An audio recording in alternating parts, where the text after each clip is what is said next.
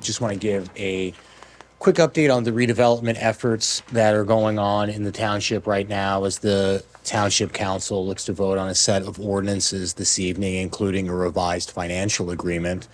In terms of a quick agenda for the presentation itself, I want to go over briefly the timeline. Number two, I think wins that the township was able to get from the development overall. Three, the community benefit that we get. And number four, the fiscal outlook and financial growth that we're able to see through the 30 years of the term of the agreement. Briefly, I tried to have ChatGPT do a very nice timeline for me, and I'm apparently not good enough with it yet. But I think it's very helpful to understand where we've been and where we've come to. I think I was talking with Council President McAvoy back, I will say 2017, maybe 2018, and I distinctly remember it. I saw him outside of 7-Eleven, and I was skeptical as anyone about redevelopment. And I said I'll have grandkids before the redevelopment happens. I am very happy to say that my oldest child is 6 years old, and this is going to be open before he turns 7. Number one, back in 2017, we had designated these areas, specifically Area 2A and 3A, the old Wiz Shopping Center and Loman's Plaza, Toys R Us, all the way down to Ruth Street, as an area in need of redevelopment with condemnation attached. A legal battle had started after that, where people thought our designation of their own property was arbitrary and capricious, and so the case had moved into court. While that was going on in parallel tracks, we started in 2008 with designing a plan with extensive stakeholder engagement. There were a number of public open houses. There was an email that you could send ideas into. There were sessions at elementary schools with parents all around the township where people could come to an open town hall and talk about what they would like to see for the next chapter of Route 18. Then in fall 2018, we put an RFP to market to see what developers were interested in our vision and what concepts were out there. Spring of 2019, we chose River Development Equities to redevelop it.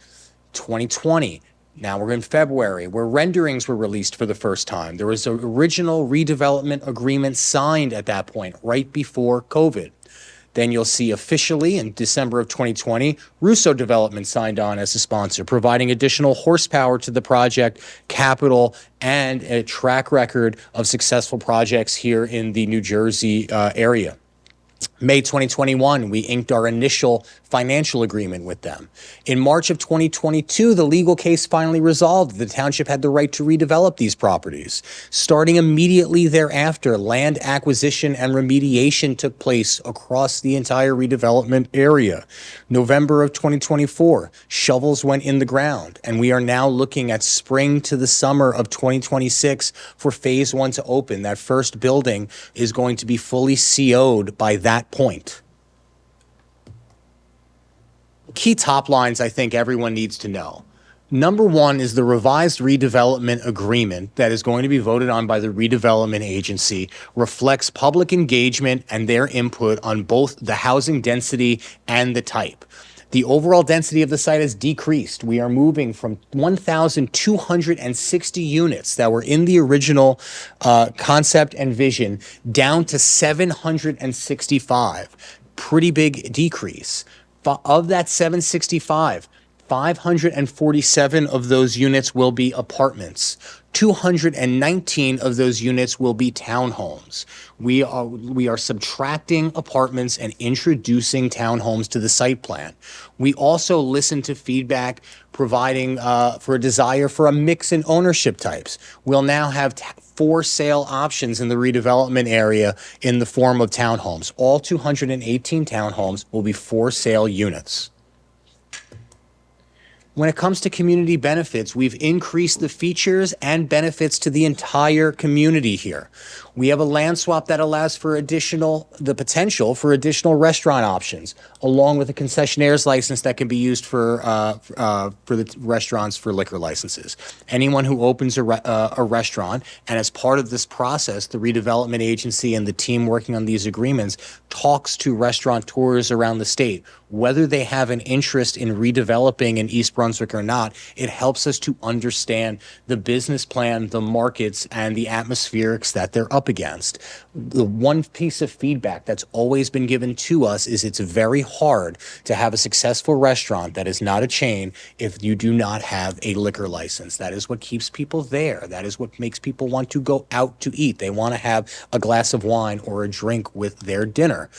So you will see that we have provided for that option, as well as the redeveloper himself has a liquor license himself for the property as well for one of the restaurants there. So we want to create the foundation for success for whatever moves in there. There's also an immersive public park that's going to have interactive public art displays. It's going to border the restaurant properties. It's going to have a brand new park with amenities, with a canopy, with restrooms, with an amphitheater, with a stage where the township and the township's rec department can program throughout the year. Additionally, there's going to be broader access for the community with connectivity into our multi-use trail network. As we've stated from the beginning, this is not just a project that would be a net benefit for the residents who move in there. This is slated to be a project that has benefit for the entire community of East Brunswick, regardless of your age. And then lastly, and maybe most importantly to the Township Council and to residents, is we've reduced uncertainty into the projections and we've established mechanisms to protect the township's revenue.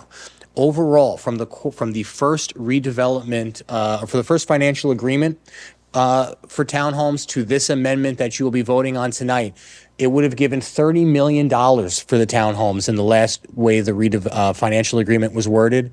This amendment will provide for $64 million over the course of the agreement just from the townhome component itself, from 218 townhomes. The entire project, when you look at the apartments, when you look at townhomes, when you look at the commercial pieces as well that are a key component of the project overall, you're looking at $138 million into the township over the life of the agreement.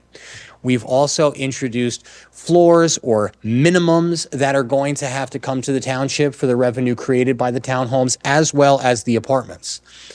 To give some flavor and some comparison, if Loman's Plaza existed today, if it were fully occupied, thriving strip mall at full occupancy, the total tax revenue over that same course of the entire agreement would net out to be about $22 million.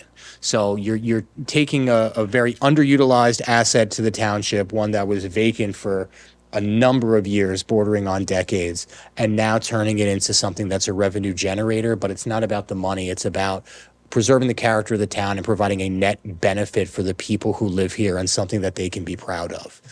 It also gives the township property potential that we've land swapped with. It gives residents an option on space that will benefit the entire community. You're talking about arts programming. You're talking about outdoor plays. You're talking about restaurants that will overlook the park. There's a multitude of different things that can occur now at this site that will benefit for the township overall. I'm very happy and proud to be a part of it. I thank the work of our professionals who put all of these bullet points actually into legal language in the agreements that you're voting on tonight. And with that, I am open for questions.